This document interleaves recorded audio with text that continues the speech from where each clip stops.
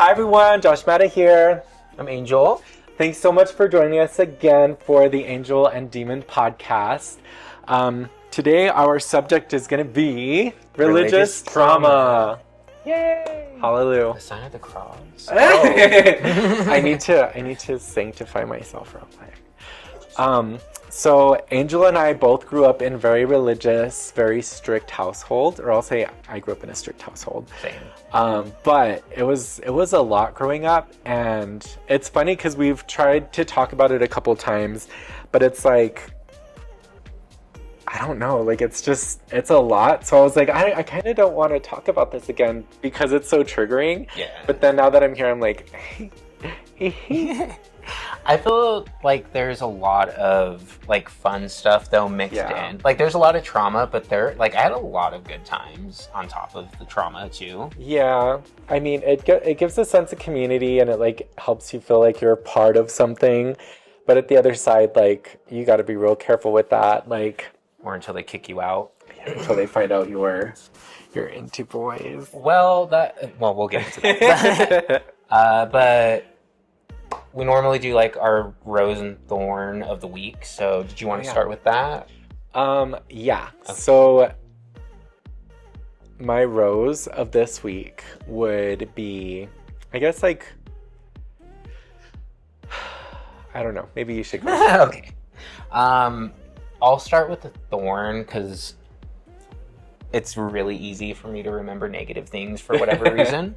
But on Monday, I went to go stop at the ATM before work. And I was already late, so like I was already pissed. So I go to pull in and like I turn to go like just to pull into it. And then this truck comes in from the other side and like pulls in front of it. And then the passenger gets out and starts using the ATM. And I wanted to jump out of my car and fight these people. Road rage. Yes. Not in Burkett. Yeah, you get shot. exactly. That's mainly why I did not. But no, I was so mad, and I'm like it's already one thing like that you're coming in when I'm clearly pulling in, but you're also coming through on the wrong side and having your passenger get out. Like just go around and go behind me. Like we're all running late. Yeah. Like. Yeah, that's why you don't go inside, because you need the convenience of an ATM. Yes. But yeah, that was my thorn. My rose. What was my rose?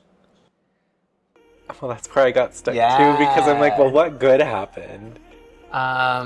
So all thorns today. Okay, well, can you think of your thorn? So mine's kind of both. So like, it's more related to like work and stuff, but like I was able to like kind of overstep a little bit, but then everyone was really happy about it.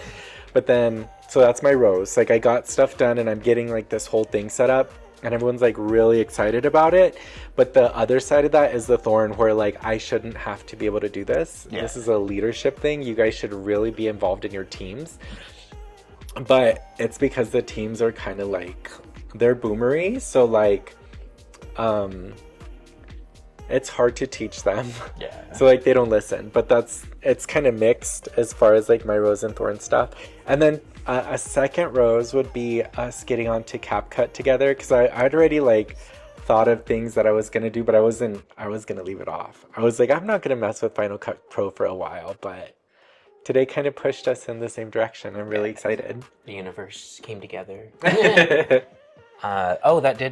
While you were saying that, though, that reminded me of my rose. So my rose is I went to Clovis last weekend. Oh, yeah. And I got to see because my cousin graduated. Uh-huh. And it was so cool because they had like a party, and it was like me, my aunt, my grandmas, my like people that I grew up with from like the church and stuff were there. Yeah. My uncle was there.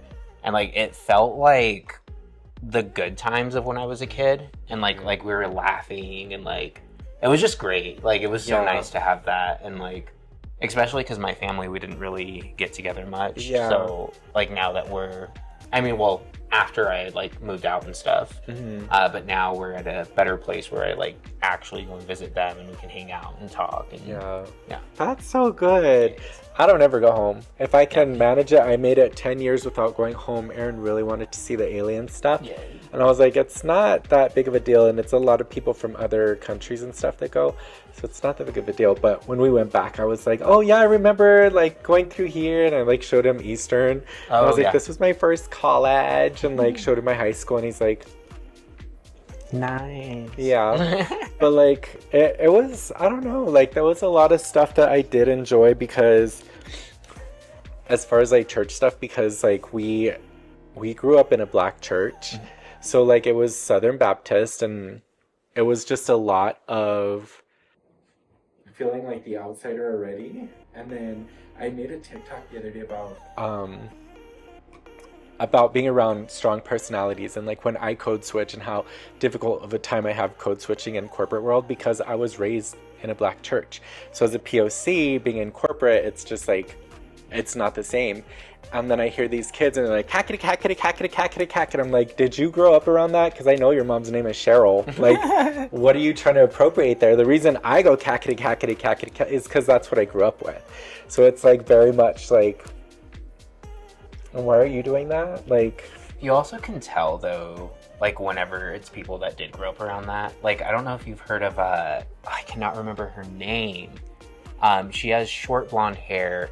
I say she. I don't know what their pronouns are, but I know they were born male. But they perform with Beyonce and do Vogue. They were on. It's something like Honey Balenciaga. There you go. She is amazing. But like hearing her talk, when I first heard her talk in a video, I was like, is this okay? You know what I mean? And then I saw like how she grew up, where she came from, like AV, like African vernacular, yeah. So I'm like, okay, this makes sense. But then when it's the ones that are just trying to be cool or like still phrases, I'm like, but it's kind of like whenever you're Laganja did that. Yes, mom. Yes. And it's like, hold on, that's a lot. Also, she was unmedicated, and I feel like that had a lot to do with like the chaos of her not realizing what she was doing, even when they were calling her out. Unmedicated? What do you mean unmedicated? Pills and is my assumption. Just from like watching her, like not talking shit, but there was obviously some mental. We can. You know what? If we're gonna talk shit, we're gonna tell you we're gonna talk shit. So please don't take it seriously. But so to talk shit, yeah. And this is also coming from someone who has mental issues. So I'm like, I see you, girl. Same. Like, yeah. The call's coming from inside the house. Yes. So I think that had a lot to do with it, is not having that balance. So even when people did call her out on it, she was like so in like a delusional or a delirious, whatever you want to say, state of mind. Yeah. Because even now she still has some of that vernacular, but it's not as like. But I think too, being in the public eye like that, you kind of have to respect what people are telling you. Yeah. Because like if you're just like not listening, not taking the feedback and stuff, and you're still doing what you're doing, and people don't like it, that's on you. Yeah. Very true. Okay, we're done. As we like do her like tagline, the body of Christ compels you. Pretty Did you guys have them little wafers? Yeah. And like the little, that weirdo like tray of like that, it looked like a rim. Yeah. Like a silver Dayton. Yes. Yes. Well, before they had like, they would just break up little like, I don't know if they were little crackers or what, and we would do that. And then I think later they got little like things like. Is there some sauce? Yeah. And then they used, because it was like we were Pentecostal Christian or whatever. We were there too. So of course we didn't have like real wine or anything. It was like the grape juice or whatever. When did you guys do it? Was it every service? Mm-mm. We only did Easter Sundays. I think it was like a special time when we did it too, because I knew it was coming, because I would see it out and I'd be all excited because I don't think we had juice like that when we were little. Mm-hmm. And I'd get all excited because it was like cranberry juice and like soury and like Were you allowed to like right away, or did they have like? It's a good question, because I know because we were Pentecostal, then it was Apostolic, then it was all these things, but like we had to dedicate ourselves to God, and we came from Catholicism, so it was just done, but like in our church, like you had to dedicate yourself to God, and then you could participate in everything. Okay. But I think I think when I was little, they just would give it to us to like let us be part of it. I think. Because we were, it was similar to like what you said, but they called it being born again or getting saved. Yeah. And then whenever I was little, I wanted to do it, but it was very like, you have to be of sound mind and judgment. Yeah. Yeah. They're like, you have to know what you're doing. You have to understand like that you're, committed to Christ or whatever. Yeah. So I think I was realistically like 8 maybe whenever I did do my first communion. And I remember being like... Was it called First Communion? No. It was just communion, but it was the first time I did it. I'm like, that's a thing in Catholicism, is like your first communion. I didn't even think of that.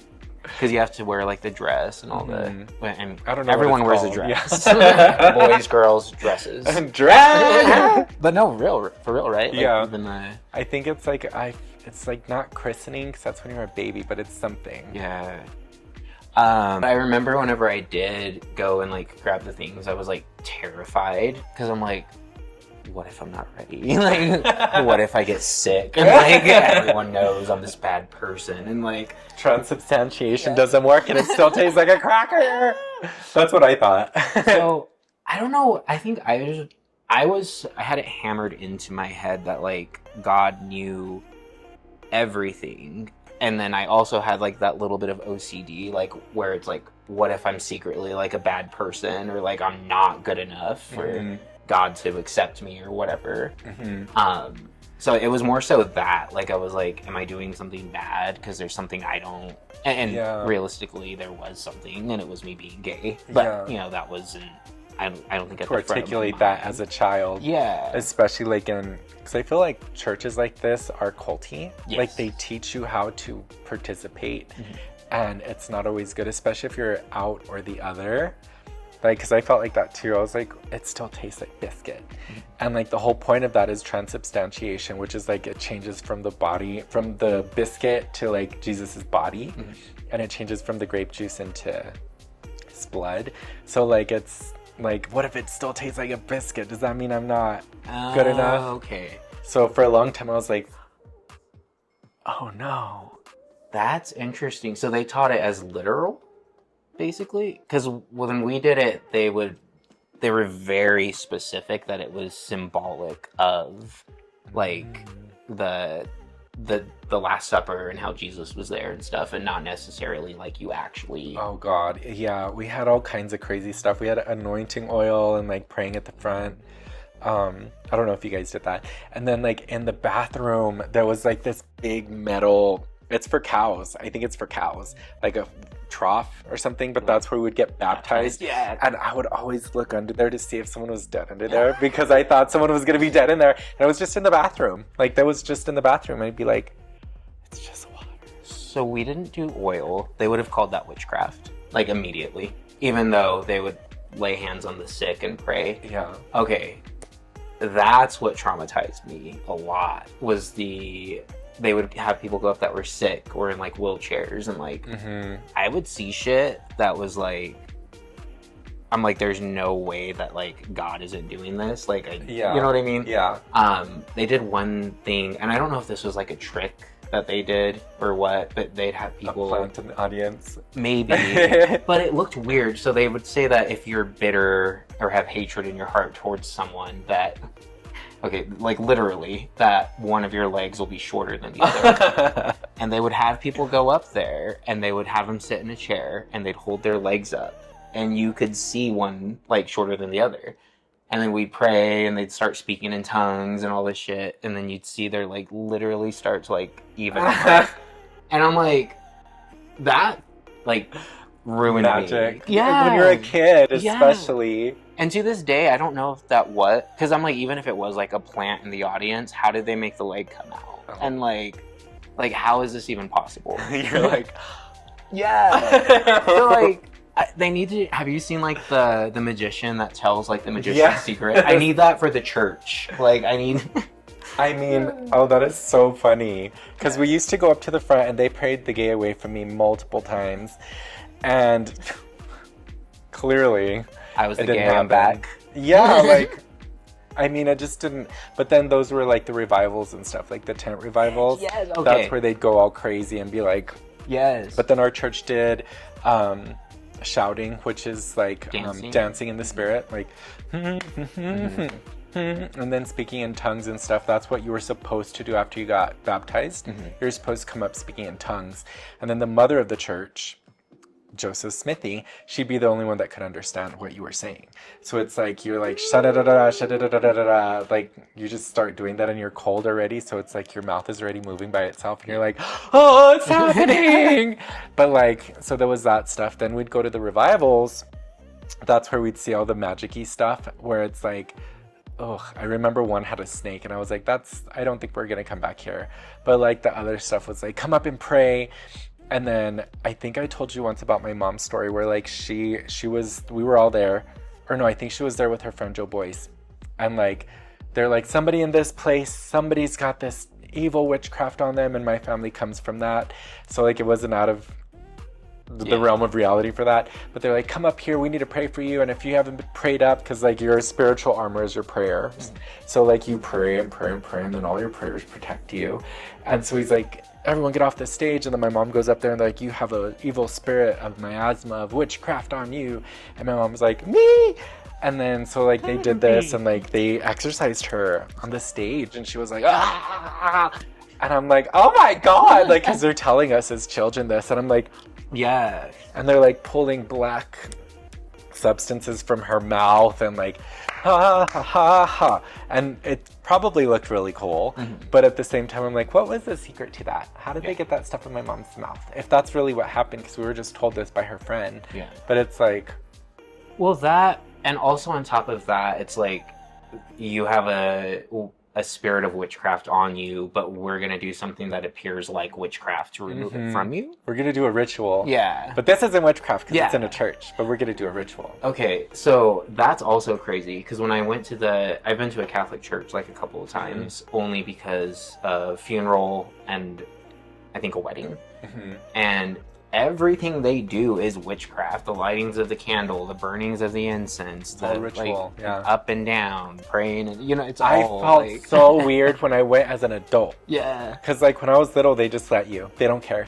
But when I went as an adult, everyone's like, I was like, oh, this is the genuflection before Christ. Like I know like the theory behind it. Like I've studied it, and I'm just like, necromancy. Like I see it like that too. And then when I went, I was like, oh, I get it. The source of religion is to like keep you together and separated. But like it was weird because I didn't know the Stations of Christ. I knew which ones what they look like, but like that stuff was weird. And then like when to stand and when to sit and like when to do the holy water. And I'm like, oh, what? Who are you? Like, why? It's interesting though too, because I feel like a lot of Catholic people are very like open-minded compared to like Christian people, and like with a grain of salt, there are a lot that are exactly the same. But like my grandma, for instance, she's very much about the Catholic Church, but she's always like, I don't care as long as you're going to a church or have some type of a connection with God, which I do in my own version of what that is. So, and then even whenever I came out and like I wasn't really talking to my parents or anything, I lived with her for a little bit. And like I had a friend over and she was like, you can't have the door closed, because it was a girl. And then when she like found out I was gay, she was like, so I'm a little upset. And I'm like, here we go, getting kicked out. And I'm like, why? And she's like, you didn't tell me you were gay, and I let you go upstairs with boys in the room with the door closed, and that's not allowed in my house. And I'm like wanted to cry. We're just applying this over here. Okay. And Thank you for treating me fairly, equally.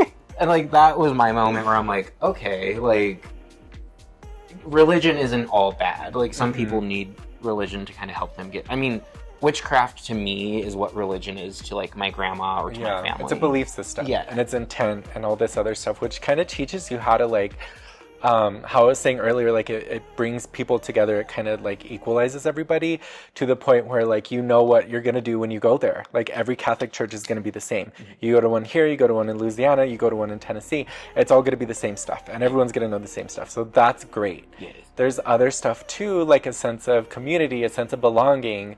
Like whenever we would do like, because I think we were there like Wednesday night for Bible study, and then Saturday I think in the evening, and Sunday twice. But it was like we knew what was gonna happen. Yeah. Like we had a schedule, which kind of helps you familiarize yourself with like participating in life. And then the other part too is like learning others' cultures, because like I said, we were Hispanic in a black church. Like we did not belong. But then I learned how to, I watched a lot of people cook because boys weren't allowed in the kitchen. But I learned how to make greens. I learned how to make cornbread. I learned how to make, oh God, what is that stuff? Cobbler, the thing with the stuff on the bottom. So I learned a lot of these things just by watching people do it, which was like a huge thing because we would fellowship and make sure everyone had food. And if you had a big family like ours, they'd give you food to take home. So there's good stuff that happens from it too. It's just you got to find it. Yeah. Like I think that was the best part of it, was being able to be around a group of people and like just have fun. But I feel like we kind of touched on like the trauma of seeing weird things, but like what was something that happened to you in the church that was super traumatic that you're just like, something that stuck with you for a long time? Every time there was a gay thing, people would just look at me. Seriously? And I'd be like turn their heads and yes, because everybody knew, because I don't hide shit. Like I am here, I am who I am here, which gets me in corporate world because I don't know how to code switch. I just am. What you see is what you get. And like they would just be like, and the preacher would be like, all these men with their weak wrists, and I'd be like, and everyone's all yeah, and I'm like, oh, because it's, mind you, it's black culture where it's very homophobic undertones. Like it's, men have to be men, and a lot of them are down low, but you don't see any of that. So like every time something like that would happen, and then I started learning about Leviticus. Like I was like, show me the law book. And then I'm reading, and it's like changing and changing and changing, because I was obsessed with Bibles at one point, and I got this super old Catholic one. It was about yay big, and I'm sure it was from somewhere important, but it was like the old one before King James. So like you could see it's like a reference more like a man should not lay with a boy, pedophilia. Yeah. So I'm like, okay, but all of that stuff was thrown onto me, and I'm like, okay. Or when they take me to the front and try to pray the gay away from me, I'd be like, here we go, I'm going to be touched by harlots and divorcees, and like this man doesn't even have a job, so like how are you going to judge me? And like that's always been my personality. Like don't come for me unless you want me to come for you right back. Yeah, that's crazy though. I'm just shook that they would literally look at you like, because I'm not happened, because everyone talks so much shit like at the church, like that was just, everyone knew everything. Yeah. But when you were at church, it was very put together. Like you weren't looking at people who were bringing up their stuff. Like, but it was like the adults. Well, I don't think they saw me as a social threat in that sphere, because we were like that too. Like Sister Branch didn't take off her earrings before she went up there, because you have to be ugly for God. And they're like, she didn't take off her earrings, and she had lipstick on her face when she was like trying to evangelize us. And then it was just like, what? Why didn't you say it to her in the moment? Yeah. But it's very much that. It's like covert. It's wild. I'm trying to think. So there's like two traumatic, and I wouldn't even say, two traumatic moments from it. And like the first one is when I was little, and it was how little? So like 6 or 5 years old. The church would do these haunted houses, and they were like, why? As an outreach. So literally as an outreach to a heaven house. Well, it was crazy. So this is why it traumatized me, because when I was little, I knew about them, and like I would see like some stuff that would be scary, like demon masks or whatever. Yeah.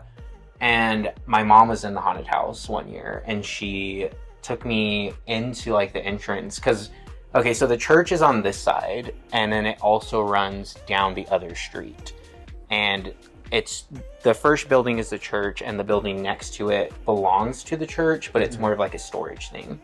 So you can enter through the alley of it and then exit through the front. So they made the alley the entrance of the haunted house, which was creepier because you're going through the alley. And then you go through the haunted house and exit out on like the main street. But they had these stakes that were like covered in blood. And they were like the ones that were like props. So like they had this much space and you could like squeeze in there and lay down and it looked like you were staked through. But, like steak. Yeah, I'm like a wooden stake. Dang, how big were these steaks, honey? Like Longhorn beef? But no, like these giant wooden stakes that like came out of the ground.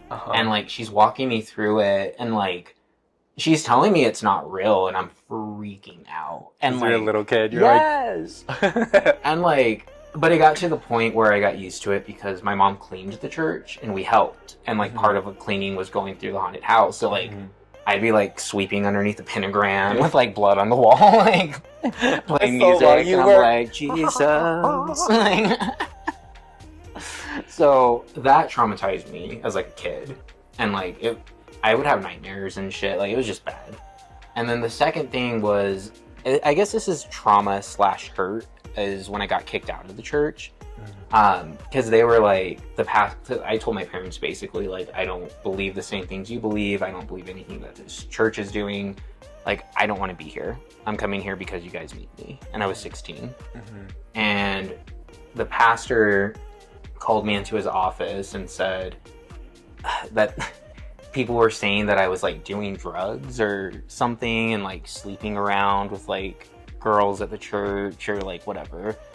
And I'm like, I'm a 16-year-old like virgin who's afraid of men and women. Like, I'm not. No. And like, and at that point I was very confident in like who I was becoming, I guess. So I was like, that's not true. The sense of self. Yeah. And he's like, well, even if that's not true, the Bible says that if a branch is not producing fruit, you need to separate it from the tree. So you're not allowed to be here anymore or whatever. And like, that part was kind of like, ugh, but it didn't bother me too much because I didn't want to be there. But it was after, I think it was like that week, because we had church on Wednesday and I didn't go because I wasn't allowed to. And everyone would go to like this coffee shop and hang out or whatever. So I went there to hang out because I normally would go there. And I also worked at the fucking coffee shop. So I'm like, I'm going to be here. That's a small town. Yeah.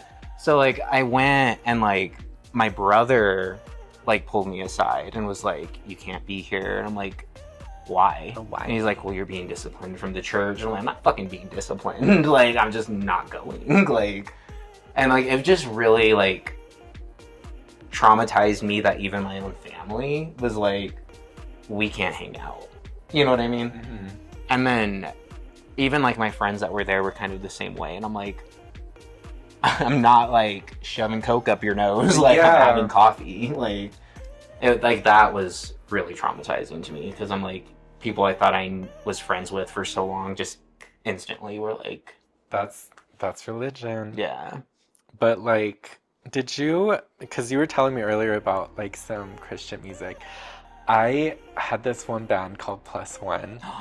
I forgot about Plus One. I had so many crushes on them so boys, hot. And I would record stuff on VHS, and I would just watch them back and be like, because they were like the Backstreet Boys of Christian pop. Yes, like blonde hair, like everything. Like I think them and Stacey Orico. They gotta be more too. Yes, and I would sneak music into my life like that, and then Christina Aguilera made a Christmas album. Okay. And I was like, she's singing Ave Maria. It's fine because it's Christian. Yes. And like, I took it to one of the ladies of the church because she was at Eastern. She was one of the teachers, and I'd hang out with her while my mom would come find me to pick me up after.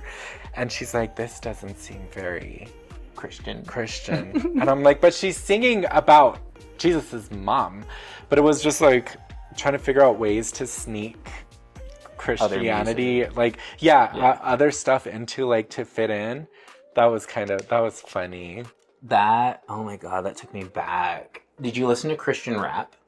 Okay. No. So there's Christian rap. It's so Jesus is my homie. Like what? literally, there was this song, and it was like riding with my top down, listening to my Jesus music, and it'd be like, Stop! I can't. That sounds crazy. And then KJ52 was another rapper. I feel like I heard that, but I don't know what it is. So KJ52 is his name, but it was based off the verse, King James, or whatever the fuck. But his music was very, like, corny. Like, he had a song called Your Breath Stinks. And he's like, sir, your breath stank. And does this rap about this guy coming up to him and trying to talk to him and shit. And, like, just, like, wild stuff. Although, okay, there was one. Like, still Christian rap? Like, what? Yeah, like, he'd have stuff mixed in that was, like, Christian adjacent. But it was basically just, like, dumb stuff. But T-Bone was legit. Okay, this is where I'll stop after this one on the music. But T-Bone was an actual, like, gangster from LA who, like, ran with, like, all these different gangs, and he got, like, T-Bone jumped out of the gang and, like, crazy shit. So his, like, when he raps, he's literally talking about, like, are you his fan? No, I love him. I love him so. Like, he's whatever so he good. does it's so good. But not these other people because they're posing. But when he does it, he's yeah. But okay, so but his sounds like actual rap music. Like, he's talking about how he used to be, like, selling drugs and like all of this crazy stuff before he, like, got saved or whatever. Mm-hmm. And that was, like, the ultimate, like, Christian rap music for me because it was hard, like, rap music, but I was allowed to listen to it. Yeah. But yeah, I'm rolling with the homies. I have to, like, play some of that for you. Like, it's so. My favorite thing is, like, whenever we would sing together, like, he's able. Yes, and, like, even we did that at the same time. With the hands up, but, like. Even, like, when we went to, like, the circus or whatever, because you jogged my memory earlier, but, like, when we went to the circus, they're like, clap, clap, clap. And I'm like, clap, clap. And I'm looking around, and it's just like... And I'm like, oh my God, thank you guys for teaching me rhythm. Because not everyone has rhythm, but I think because of that, and even, like, did you guys have tambourines? Yes. Yes, like, I was one of them kids, like... That's how they knew you were gay. Not the gayest instrument given to the gayest kid, but, like, that part was cool. And then, like, did you know Kirk Franklin? Yes. Yes. So, like, we had a lot of his songs that they would bring. Yes. And I don't know. I think that part was really fun, and just, like, I wanted to be in the church choir, but I don't think I could for whatever reason. But, like, them going up to the front, like, they'd go from, it was like a wedding where they'd go from the back and then they go like this, and then I'll be at the front singing. Yeah. Excuse me, that's one of my favorite things about church that I miss. I think my favorite thing about church was similar. We would do concerts or plays every weekend. So they had it was all cover bands. So they'd have, like, a rap group, a rock group. And then at one point they had a Spanish group, and my auntie was in it, but it wasn't good. Don't tell her. So as we're on YouTube, like, okay, let me rephrase that. It was good, but it didn't bring in the crowds, you know? Yeah. Like, the other one, they were doing, like, the Crazy Train Christian cover, so everyone was like, yeah. And then, of course, like, the rapping stuff. But that was one of my. Were you in the things. plays? I was in both. What were they about? Heaven's Gates, Hell's Flames? They were more like comedy. Like, they were actually funny. Like, they would have Lazarus, is that you? Yes. Like, literally, though, like the murder, like a murder mystery of who killed Jesus, and, like, it's like a detective talking the to people. Pharisees, aka the Jew. Yeah. I'm kidding. And, well, sometimes it would get scary. Like, they did, trigger warning, they did one about school shootings. That shook. Like, I was afraid. I was praying every night, every morning for, like, 3 weeks. Sorry, I'm trailing off again, but but yeah, no, the plays and the concerts were so good because it was so separate. Like, it had the religious undertones, but it wasn't straight up, like, fire and brimstone like the sermons. Ours were like when you were little and you saw the teacher rolling the TV in and you're like, fuck yes! Those were what ours were, like, in Bible study and, like, kids kids. Sunday school? Yeah. Yeah. But it was more like that. Like we didn't participate or have that. Hey. But when we did go to like a diet religion church, that's where I learned about Left Behind. Because they did like a play up in the front and it scared the shit out of me. I was like, oh, don't leave me. I can't help it. I think the boys at the front are cute and I like their little vests. And I'd never, honestly, it's going to sound crazy, but I'd never been around white people until then. So I'd never really been in that space. The privilege. That and just like seeing like all of their colors, because they're different colors, like pink and blue and yellow. And I'm like, look at you. You're fascinating. I'd never really been in them spaces. And the thing that I remember most about that church that I loved is this thing called Royal Rangers. Have you ever heard of that? No. It's Boy Scouts for Jesus kids. And like, I got a knife. Yay. They let me have a knife. And I was like, ah. And then they would teach you how to do knots. It was Boy Scouts. They teach you how to do knots and how to make fires and how to survive in the wilderness. But all of them had like Jesus lessons behind them. Okay. And I was really good at everything. But then they took us to play sports. And someone threw a basketball at me. I was like, ah! And I just remember like them like... It just smacks you in the head. And then I was like, don't do that. And like, because they'd separate the boys and the girls. And I was always surrounded by women because I was the only boy. So I'd always be like, I don't know how to play this game. Like, yeah, that was an interesting little chunk of religious trauma and fun because the boys were cute. Yeah.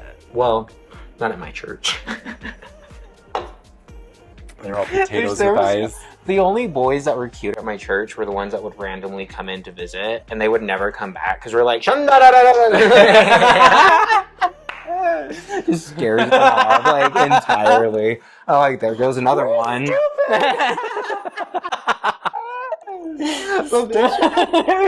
Like, okay, so we were allowed to invite people over to spend the night, but only if they went to church with us. And I'm like, never mind. I don't want them to come with us. Oh my god, you're like, hi.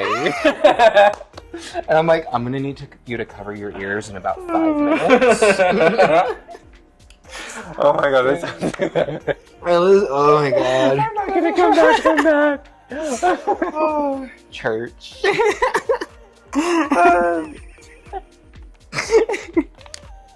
That hit you so much. No one else would have gotten this joke though that I know. Like,